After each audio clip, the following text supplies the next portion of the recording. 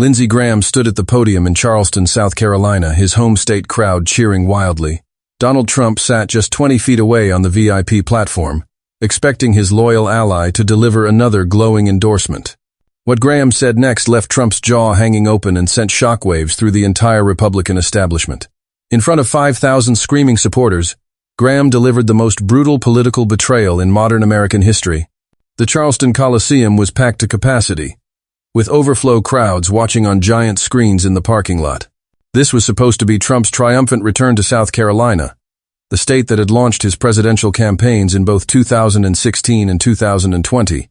The energy was electric, with supporters who had driven from across the Southeast to witness what they thought would be a celebration of Republican unity.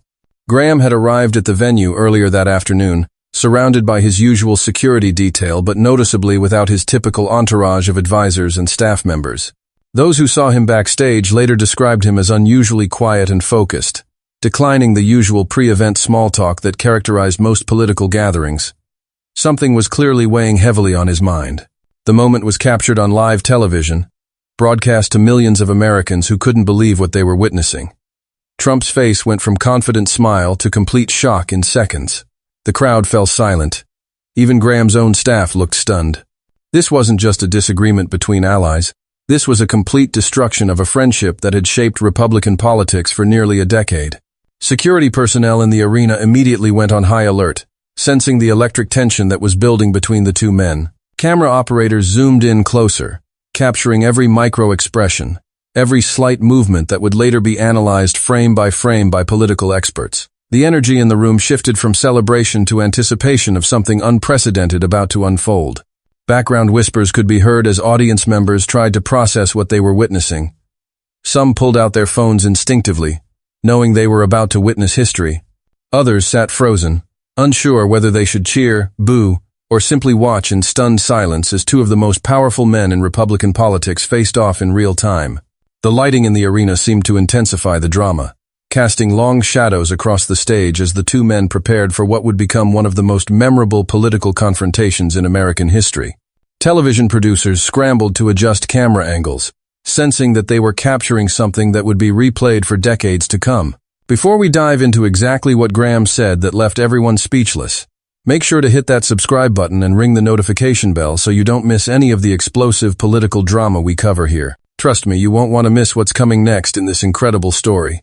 To understand the magnitude of what happened in Charleston, you need to know just how close Donald Trump and Lindsey Graham had become over the years. These weren't just political allies. They were golf buddies, dinner companions, and strategic partners who had reshaped the Republican Party together. Graham, the 69-year-old senator from South Carolina, had been one of Trump's fiercest defenders through every controversy. When Trump faced the Access Hollywood tape scandal in 2016, Graham stood by him.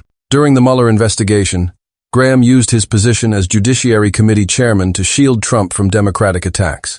When Trump was impeached twice, Graham called the proceedings a sham and political theater. Their friendship went beyond politics. Trump regularly invited Graham to Mar-a-Lago for weekend golf trips. Graham was one of the few senators with Trump's personal cell phone number. They spoke almost daily during Trump's presidency, with Graham often serving as an unofficial advisor on everything from foreign policy to personnel decisions. The two men had developed an almost father-son relationship despite their age difference. Graham, older and more experienced in Washington politics, often provided Trump with crucial Senate intelligence and strategic advice. Trump, in return, gave Graham access to power and influence that the South Carolina senator had never experienced in his decades-long career. Their bond was tested multiple times, but it always held strong. When Trump faced criticism for his response to Charlottesville, Graham privately counseled him while publicly defending his intentions. When Trump's Twitter habits caused controversy, Graham would call him directly to offer damage control advice. When Trump faced personal attacks from Democrats, Graham became his fiercest defender on cable news shows.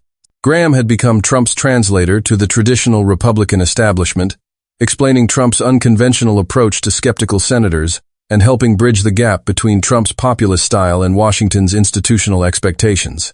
In return, Trump gave Graham unprecedented access to presidential decision-making, often calling him for advice on everything from judicial nominations to military strategy. The two men's families had grown close as well. Graham, a lifelong bachelor, had become almost an uncle figure to Trump's children, particularly Don Jr. and Eric, who respected his political wisdom and Southern charm.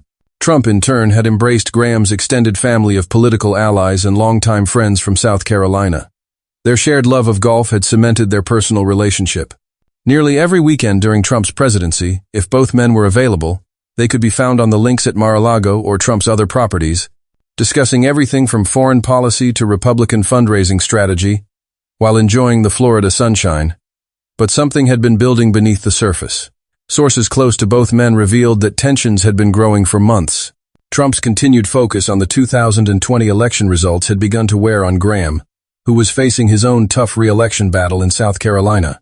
Graham needed to appeal to moderate voters, while Trump wanted complete loyalty to his election claims. The private conversations between the two men had become increasingly strained. Graham's staff reported that their boss would often emerge from phone calls with Trump looking frustrated and exhausted. Trump, meanwhile, had begun questioning Graham's loyalty in conversations with other allies, wondering aloud whether his South Carolina friend was becoming weak under pressure from the establishment. Insiders revealed that Graham had been pushing Trump privately to move beyond the 2020 election for months. Lindsey kept telling him that voters wanted to hear about the future, not the past, one source close to Graham revealed. But Trump wouldn't listen. Every conversation somehow came back to the election. The stakes couldn't have been higher for both men. Trump was using this Charleston rally to kick off his 2024 presidential campaign, counting on Graham's endorsement to show unified Republican support. For Graham, this was his home turf, a chance to prove to South Carolina voters that he could stand independently while maintaining his conservative credentials. The political calculation for both men was incredibly complex. Trump needed Graham's endorsement to legitimize his campaign in the eyes of establishment Republicans who had grown weary of his continued focus on 2020 election disputes. Graham, meanwhile, was facing pressure from multiple directions. Trump loyalists who demanded absolute fealty, moderate Republicans who wanted him to distance himself from Trump's more controversial positions, and South Carolina voters who were increasingly focused on economic issues rather than past elections. Behind the scenes, both camps had been negotiating for weeks about what Graham would say at the rally. Trump's team had prepared talking points for Graham, focusing on shared policy victories and future conservative goals. Graham's staff had pushed back, insisting on more flexibility in the senator's remarks. These negotiations had grown increasingly tense as the rally date approached. The venue choice itself was significant. Charleston represented the heart of Graham's political base, but it was also a city that had been trending more moderate in recent elections. Graham needed to appeal to both his traditional conservative supporters and the growing number of suburban voters who were skeptical of Trump's ongoing election claims. What neither man expected was that this rally would mark the end of their political partnership and the beginning of a Republican civil war that would dominate headlines for weeks to come. Political insiders from both camps later revealed that the relationship had been deteriorating for months. Graham's closest advisors had been urging him to create some distance from Trump, particularly on election-related issues. Trump's inner circle, meanwhile, had been questioning Graham's loyalty and pushing for more explicit endorsements of Trump's 2020 claims. The pressure on Graham had been building from multiple sources. His own polling showed that South Carolina voters were split on Trump, with significant portions of his electorate wanting him to focus on future policy issues rather than past election disputes. At the same time, Trump's endorsement remained crucial for any Republican seeking to maintain credibility with the party's base. The Charleston rally started exactly as everyone expected. Trump took the stage to thunderous applause, delivering his familiar themes about making America great again, criticizing the Biden administration, and promising to restore American strength. The crowd of 5,000 supporters ate up every word, chanting USA, USA, and 4 more years. Trump's speech hit all his usual talking points, but there was an edge to his voice when he began discussing loyalty. "We need Republicans who will fight for us," Trump declared, his voice rising. "We need people who understand that this is a battle for the soul of our country. We can't have weak Republicans. We can't have people who fold under pressure." The crowd roared their approval, but those who knew Trump well could sense he was building towards something. His eyes kept drifting toward the VIP section where Graham sat, arms crossed, expression unreadable. Then Trump made his first direct reference to Graham. "We have some great fighters in the Senate," Trump said, pausing dramatically. "People like Lindsey Graham, who has been with us through thick and thin. Lindsey knows what loyalty means. He knows that when you're in a fight, you don't abandon your allies.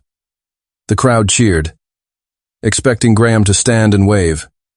But Graham remained seated, his face stone-cold serious. Camera operators zoomed in on his expression, and viewers at home could see something was wrong. This wasn't the enthusiastic Graham they were used to seeing at Trump rallies.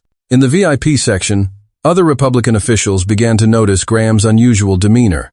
Several senators and governors who had attended the rally to show support for party unity exchanged concerned glances.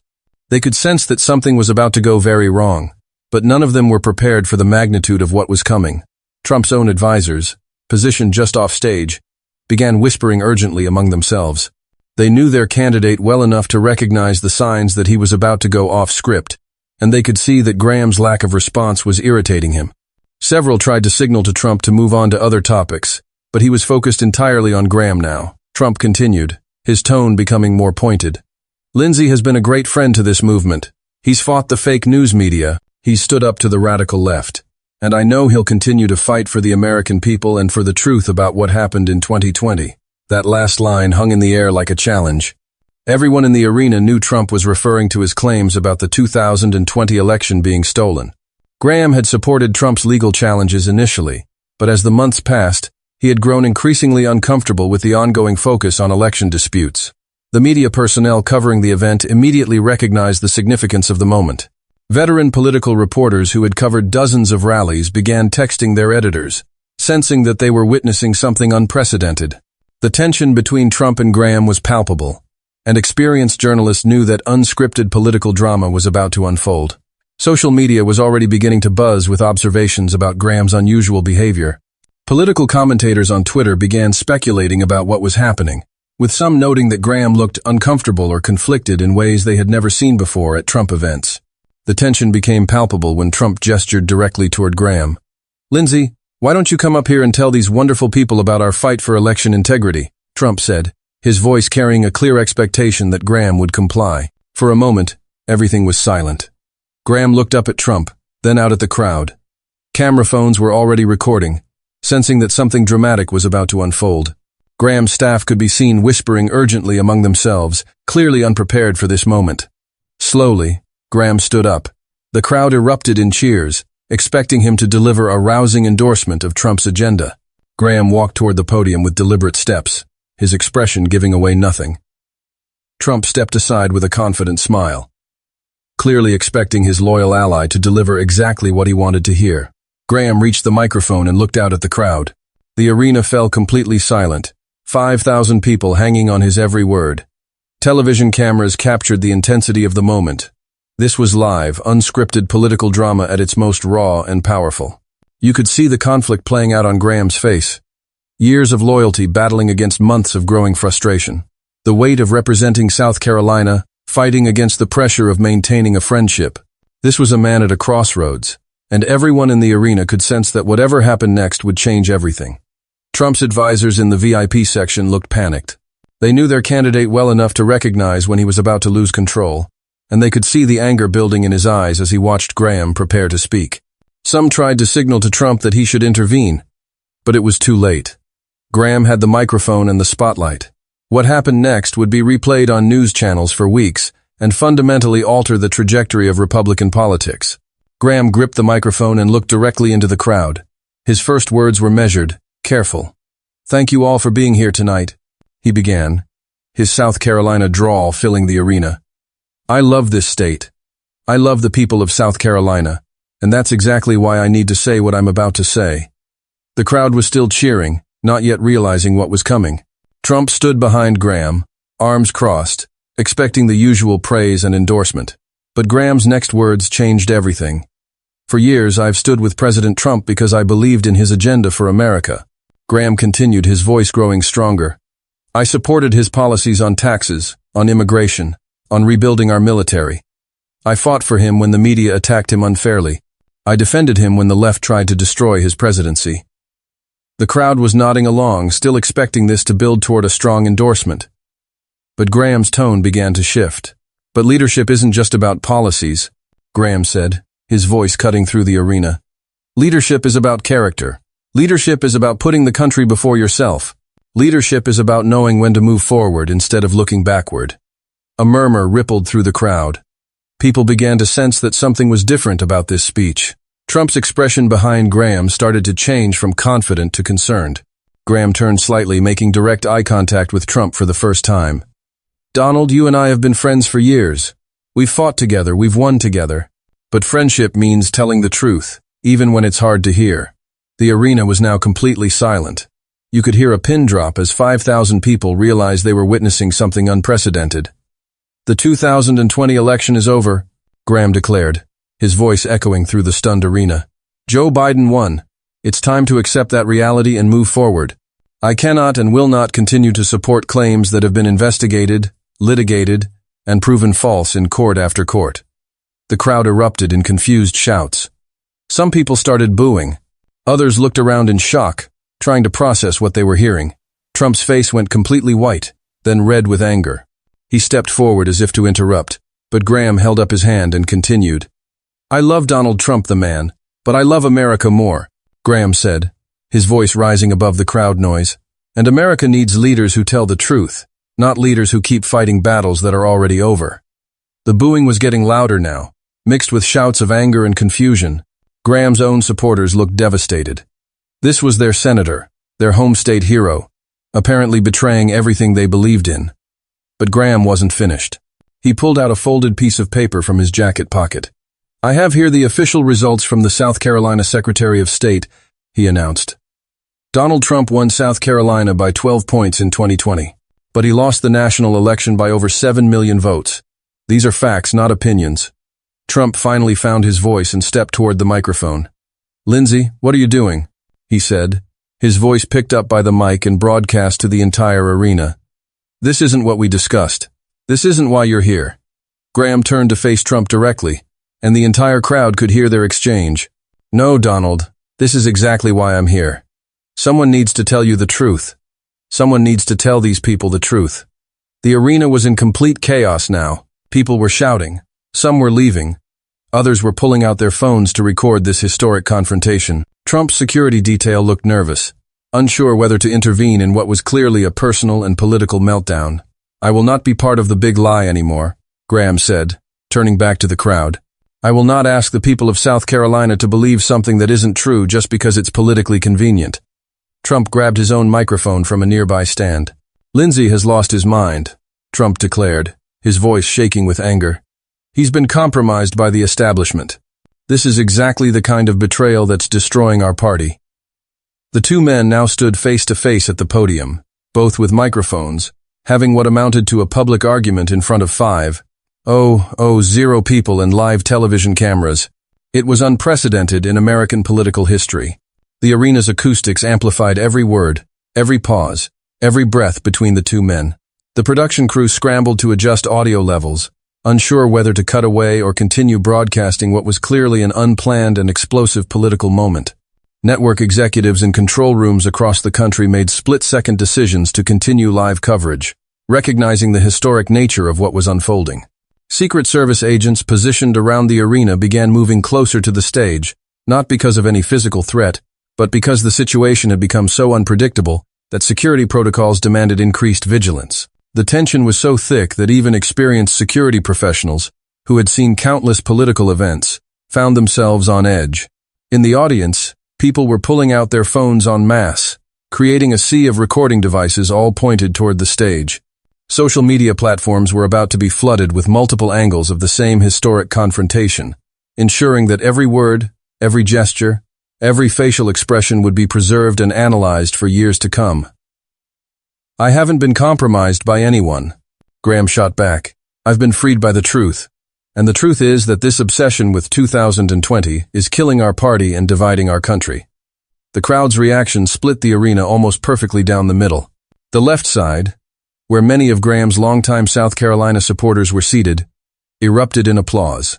The right side, packed with Trump loyalists from across the region, responded with angry boos and shouts. It was as if the Republican Party's civil war was playing out in real time in the seating arrangement. Graham then delivered the line that would be replayed on every news channel for the next month. "Donald, you were a great president, but you're a terrible loser. and the Republican Party deserves better than a leader who can't accept defeat.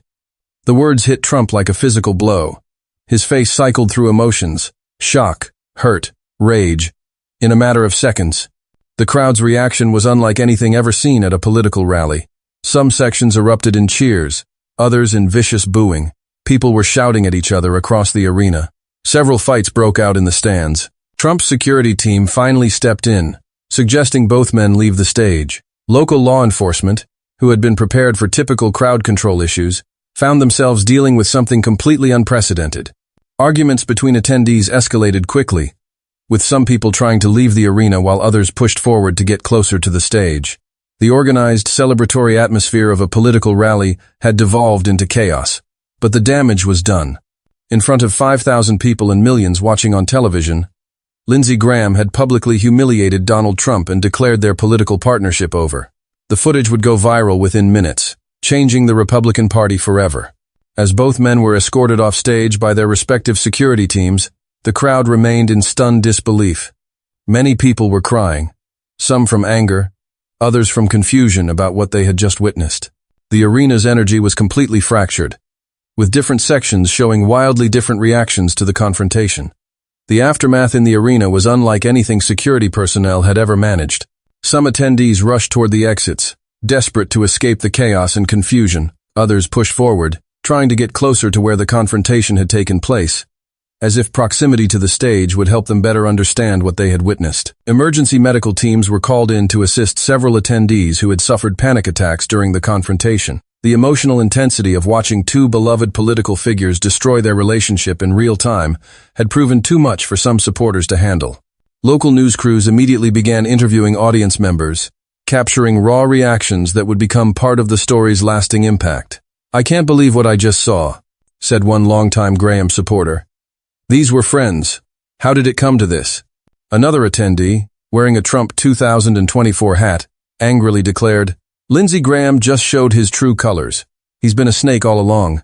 Arena staff worked frantically to restore order, but the emotional damage had been done.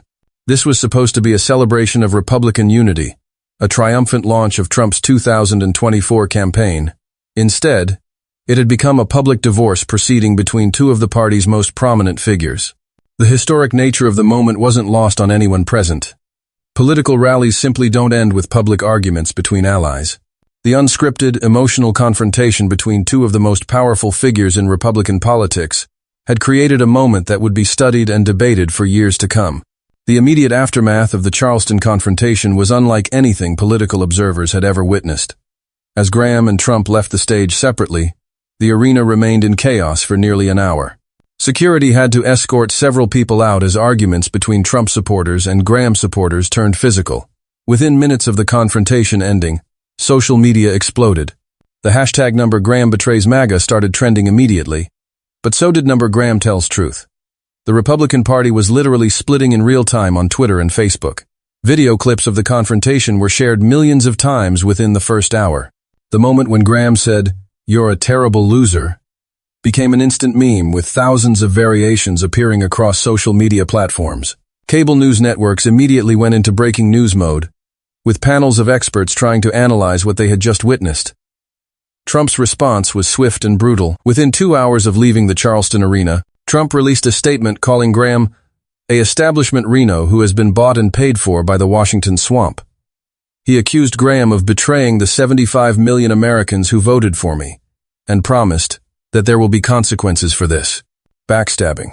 But Graham was ready for the backlash. His team had clearly prepared for this moment, releasing a detailed statement explaining his position. "I cannot continue to support claims about election fraud that have been thoroughly debunked."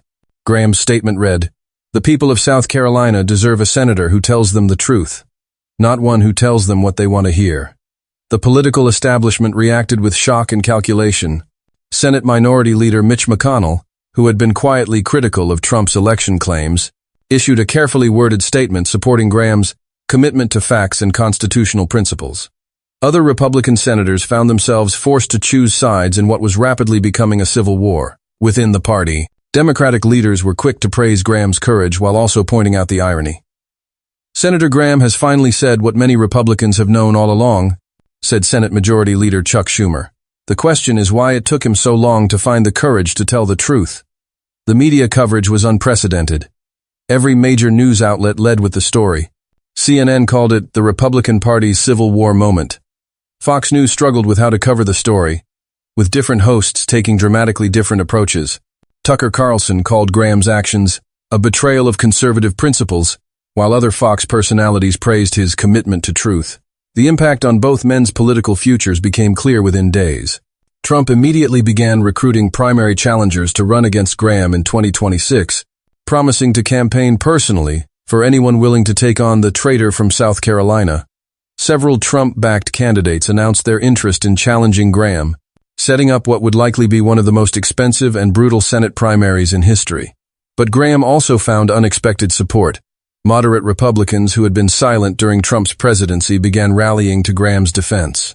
Donors who had grown tired of Trump's continued focus on 2020 started writing checks to Graham's campaign. Within a week, Graham had raised over $2 million from supporters who viewed his confrontation with Trump as an act of political courage. The polls showed the Republican Party's base was genuinely split. A survey conducted 3 days after the Charleston rally showed 52% of Republican voters disapproved of Graham's actions, while 48% approved. The party was almost perfectly divided, setting up a battle for the soul of conservatism that would play out over the next several election cycles. Focus groups conducted by major polling organizations revealed the depth of the emotional impact. Republican voters weren't just politically divided, they were genuinely hurt and confused by what they had witnessed. Many described feeling betrayed or abandoned by leaders they had trusted. Others expressed relief that someone had finally told Trump the truth. The geographic divide was particularly stark. Urban and suburban Republicans were more likely to support Graham's position, while rural Republicans remained overwhelmingly loyal to Trump.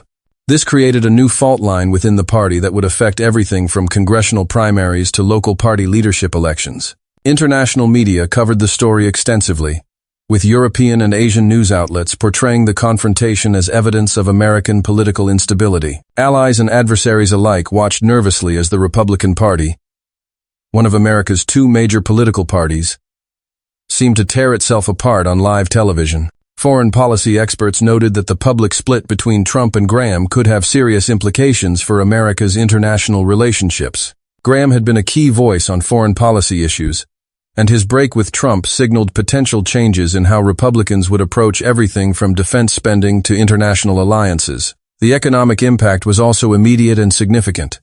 Political uncertainty caused by the Republican split led to volatility in financial markets. Campaign fundraising was affected as donors struggled to decide which faction of the party to support. Some major Republican donors announced they would withhold contributions until the party resolved its internal conflicts. Wall Street analysts noted that the public fracturing of Republican leadership created uncertainty about future policy directions, particularly on issues like tax policy and regulatory approaches. The dollar fluctuated in international markets as traders tried to assess the implications of American political instability. Corporate leaders who had maintained relationships with both Trump and Graham found themselves in awkward positions, forced to choose sides or risk alienating key political allies. Several Fortune 500 CEOs reportedly canceled planned political donations pending the resolution of the Republican Civil War. The long-term implications became clearer as the weeks passed. Other Republican officials began choosing sides, creating two distinct factions within the party. The Trump loyalists remained committed to fighting the 2020 election results and maintaining Trump's version of conservative populism. The Graham faction embraced a return to traditional conservative principles while accepting the reality of Trump's electoral defeat. This split affected everything from congressional votes to local party organizations. Republican groups across the country found themselves divided between Trump supporters and Graham supporters, leading to bitter fights over endorsements, funding, and party leadership positions. State party organizations struggled to maintain unity as local leaders aligned with different factions. Several state Republican parties called emergency meetings to address the crisis, with some ultimately splitting into competing organizations. The institutional damage to the party apparatus would take years to repair. Primary elections scheduled for the following year became proxy wars between the Trump and Graham factions. Candidates at every level, from congressional races to local school board elections, found themselves forced to declare loyalty to one faction or the other. The traditional Republican primary process was completely disrupted by the new ideological divide.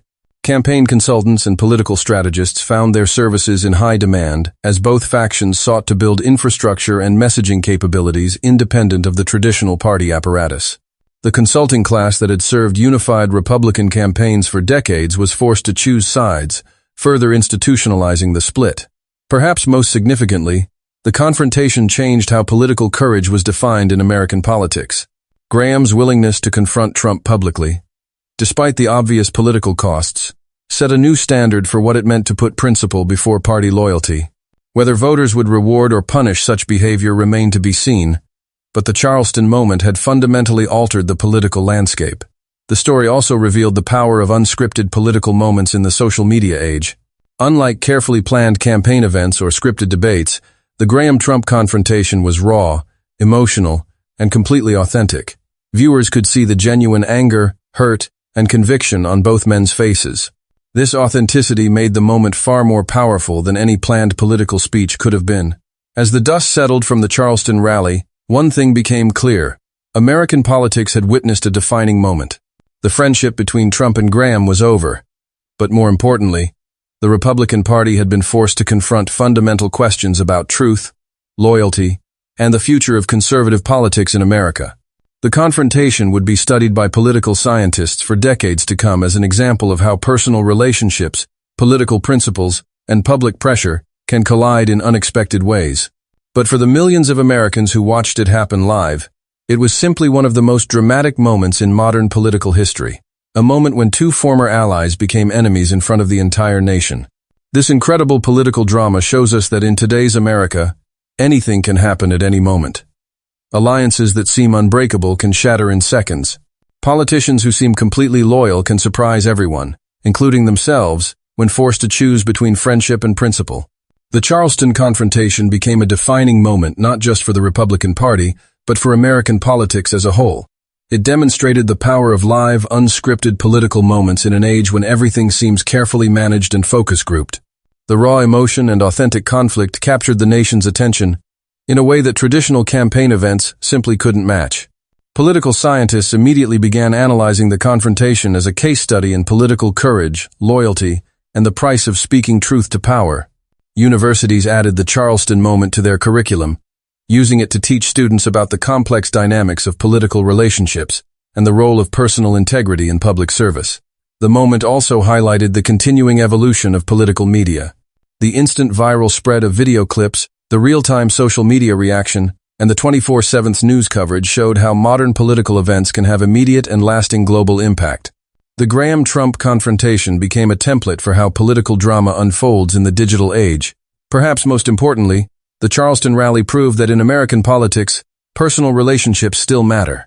Despite all the institutional forces, party machinery, and strategic considerations that usually drive political behavior, it was ultimately a personal moment between two friends that reshaped the political landscape. What did you think of Graham's decision to confront Trump so publicly? Was it an act of courage or a political betrayal? Let us know in the comments below, and make sure to subscribe and hit that notification bell so you don't miss our coverage of the continuing fallout from this historic confrontation. The battle for the Republican Party is just getting started, and you won't want to miss a single moment of the drama to come.